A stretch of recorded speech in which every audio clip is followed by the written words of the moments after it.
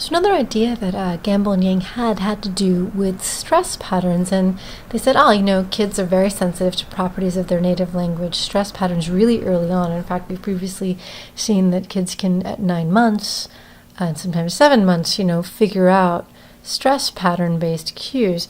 And so Gamble and Yang came up with an idea they called the unique stress constraint, which is that what if kids thought that words could bear at most one primary stress, one bit of emphasis, right? So every time you saw a sequence of stressed syllables, you would think, I have different words here. So if we take, for example, the big bad wolf, big and bad and wolf all have stress, and so therefore you would split up big and bad and wolf to be 3 different units because of this. Right? So because of this unique stress constraint that words can have at most one primary stress in them, you would think, I have to put at least a boundary between big and between bad and wolf.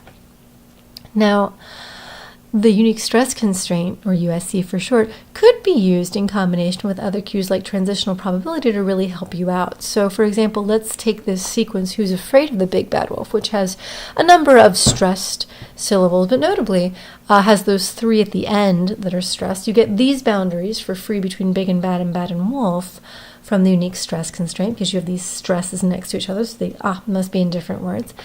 And then you can start paying attention to stresses that aren't next to each other, but you realize that, for example, if you look at those 2 stressed syllables, there's got to be a boundary in one of those 3 places that are in little dotted lines, because you can't have those 2 stresses in the same word. So maybe transitional probability can help decide which of those 3 is likely to be the word boundary to have, for example, a low transitional probability or a transitional probability minimum. Maybe, for example, if that transitional probability 2 there is a minimum compared to 1 and 3, well, then you might put the boundary there, right? And so that would be one more boundary that we needed, and we needed to focus attention there because of the 2 stressed syllables, and we knew there had to be a boundary in between them somewhere. So this is how you can use them in combination. And in fact, when Gamble and Yang used a unique stress constraint learner that also relied on transitional probabilities, things looked a lot better. You had precision recall and F-score in the 70%. So this is definitely a much more successful strategy for segmentation.